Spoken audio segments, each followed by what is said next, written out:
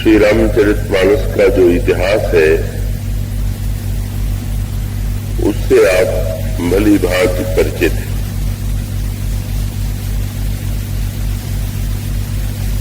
बल्कि अगर केवल ऐतिहासिक दृष्टि से ही भगवान श्री राम के चरित्र की चर्चा की जाए तो उसे तो बहुत थोड़ी पंक्तियों में भी समाप्त किया जा सकता है।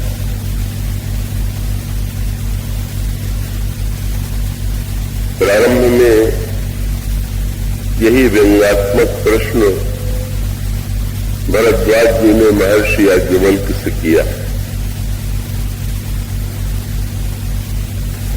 ये जिज्ञासा करते हैं ये श्री राम कौन है, और तब वे श्री राम के चरित्र पर व्यंग करते हुए यह कहते हैं कि अगर केवल घटनाओं की दृष्टि से ही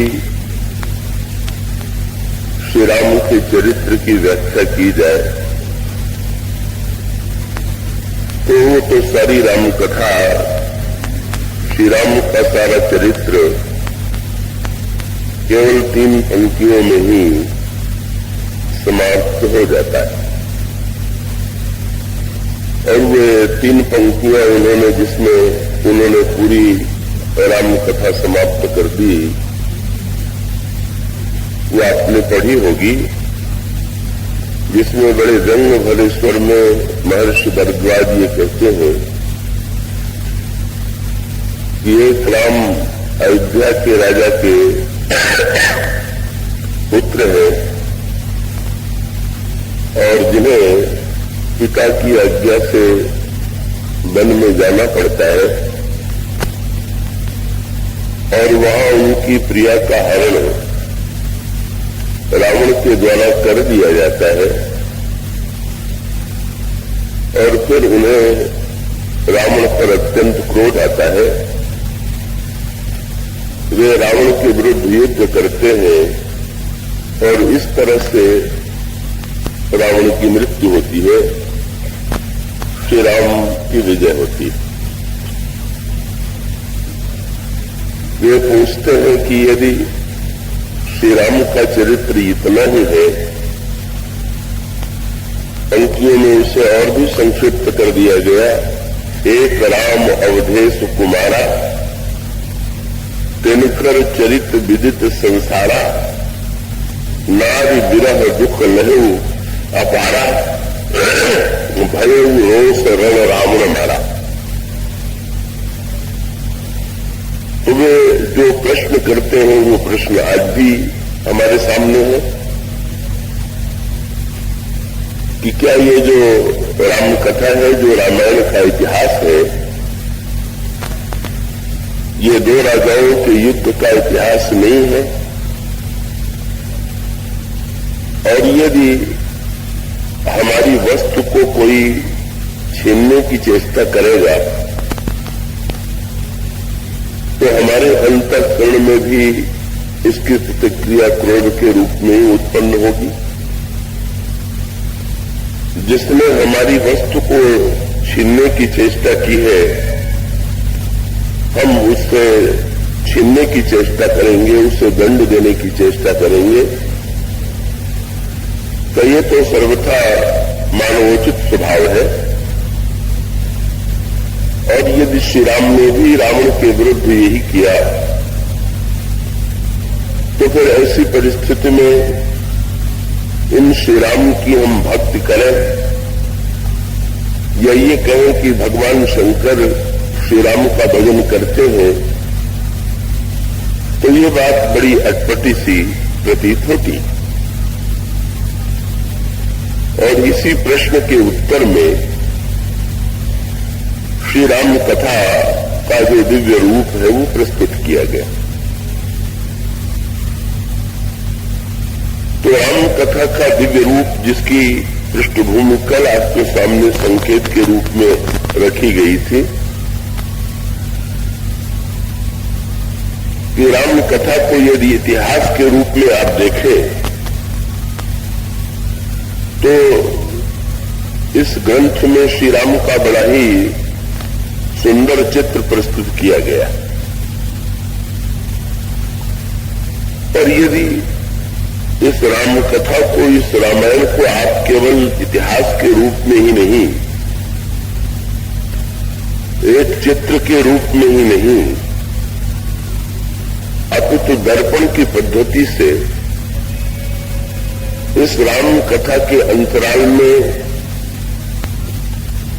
स्वयं अपने आप को और अपनी समस्याओं को देखने की चेष्टा करें तो आपको ऐसा स्पष्ट प्रतीत होगा कि ये राम कथा की विलक्षणता यही है कि राम कथा जितनी पुरानी है उतनी ही नई है। पुरानी और नई के साथ ये बड़ी समस्या रहती है। व्यक्ति पुरानी वस्तु को प्रामाणिक मानता है, पर जब कोई वस्तु पुरानी पड़ जाती है तो उसमें उतना रस नहीं आता और व्यक्ति को नई बातों में रस आता है, लेकिन नई बातों की प्रामाणिकता पर संदेह बना रहता है। तो ये राम कथा नई है या पुरानी? एक दृष्टि से देखें तो ये राम कथा बड़ी पुरानी है। ये त्रेता युग का इतिहास है और पौराणिक दृष्टि से त्रेता युग आज से लाखों वर्ष दूर था, पर इतना होते हुए भी श्री राम कथा की विलक्षणता ये है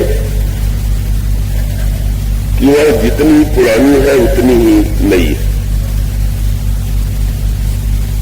कई इसमें पुरातनता का की प्रामाणिकता है और नूतनता का रस। श्री रामचरितमानस में इसकी तुलना गंगा से की गई है। राम कथा क्या है? गंगा। ऊंचे रघुपति कथा प्रसंगा सकल लोक जग पावन गंगा। तो यदि आप गंगा पर विचार करें तो फिर ये सामने बात आती है कि गंगा की जो धारा बह रही है वो पुरानी है कि नहीं। जब आप गंगा के किनारे खड़े जाकर के खड़े होते हैं, गंगा का दर्शन आप करते हैं,